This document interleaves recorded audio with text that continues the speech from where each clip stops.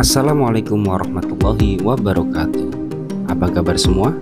Semoga kita semua dalam perlindungan Allah Subhanahu wa Ta'ala. Amin ya Rabbal 'Alamin.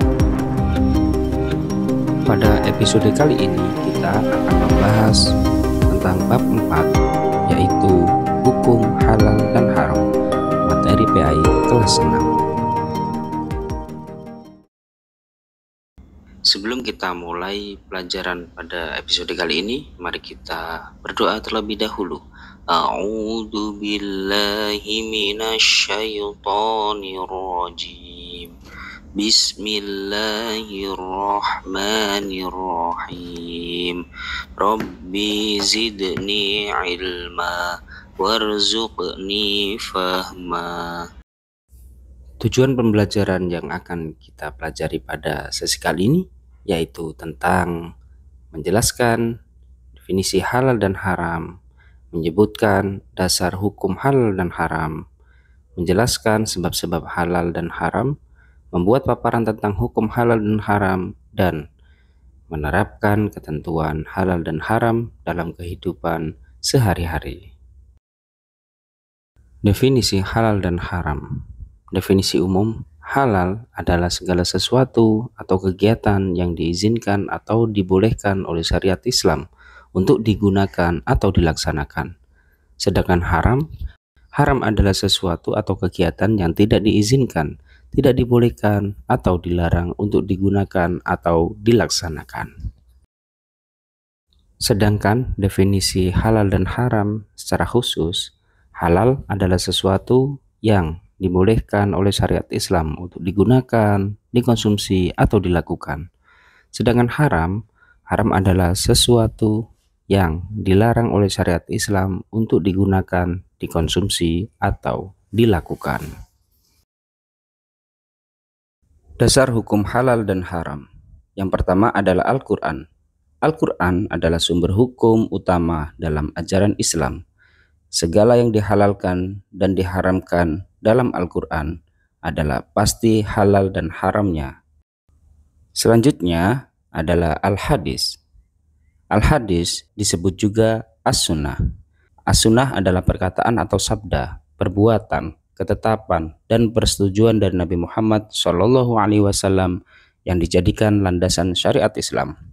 Hadis atau As-Sunnah merupakan sumber hukum kedua setelah kitab suci Al-Quran dalam menetapkan hukum dan peraturan agama, termasuk masalah halal dan haram.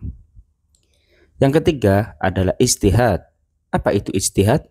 Ijtihad adalah pengerahan segala upaya, pengetahuan, kemampuan, terutama kemampuan daya pikir yang dimiliki para mujtahid untuk menggali dan menemukan hukum-hukum syariat Islam. Siapa yang berhak melakukan ijtihad dan memberi fatwa? Tidak semua orang bisa melakukan ijtihad dan memberikan fatwa, serta tidak semua jabatan atau sesuatu pertanyaan disebut fatwa.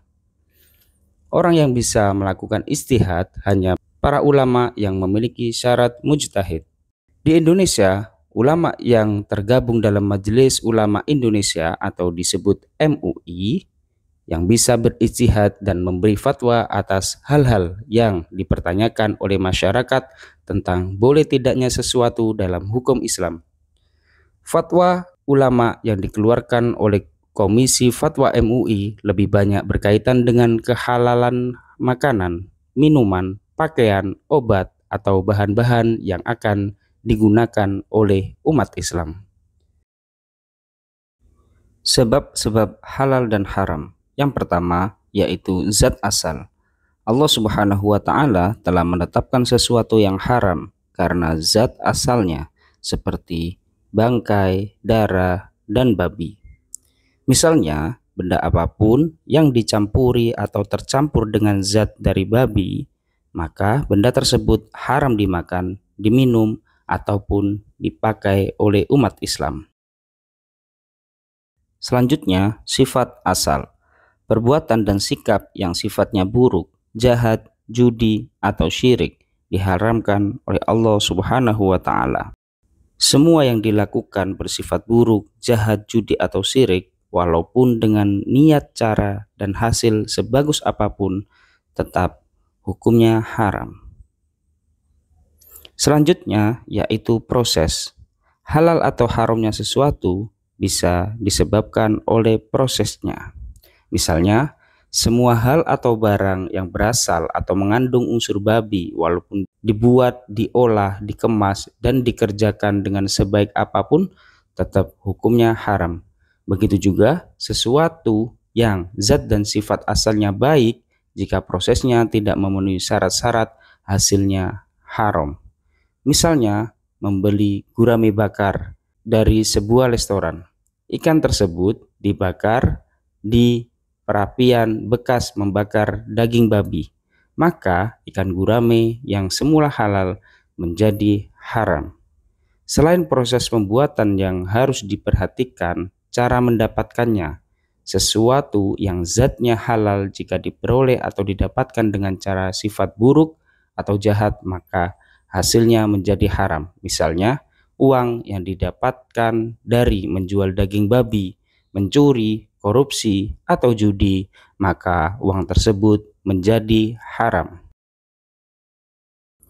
Penetapan hukum halal dan haram. Penetapan dalam sikap. Penetapan hukum halal dan haram belum secara menyeluruh dalam berbagai bidang kehidupan. Halal dan haram masih dikhususkan hanya dalam urusan ibadah pokok.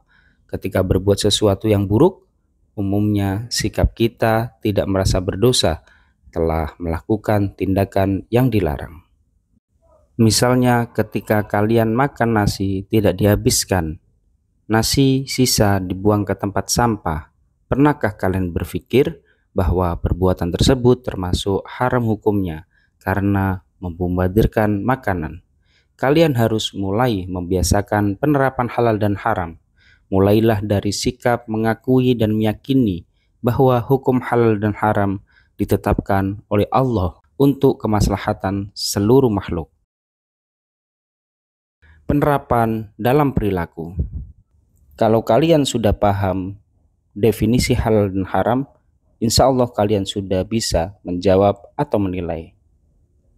Membuang sampah sembarangan termasuk perbuatan buruk atau dolim kepada lingkungan dan bisa merugikan orang lain, karena berawal dari perbuatan inilah terjadinya bencana yang menyengsarakan orang lain.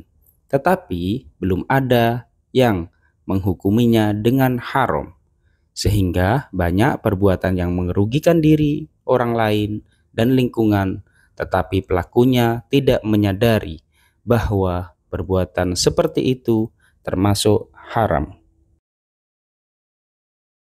Penetapan dalam konsumsi. Kesadaran masyarakat Muslim untuk mengkonsumsi produk halal semakin meningkat.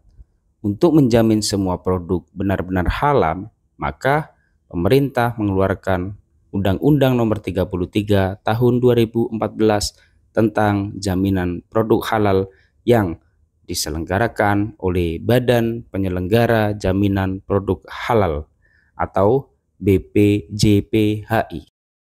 Mengonsumsi dan menggunakan barang yang halal dan meninggalkan barang yang haram hukumnya wajib. Abu Bakar radhiyallahu an mengatakan bahwa ia pernah mendengar Rasulullah Shallallahu alaihi wasallam bersabda, "Setiap daging yang tumbuh dari sesuatu yang haram, maka neraka tempat terbaiknya."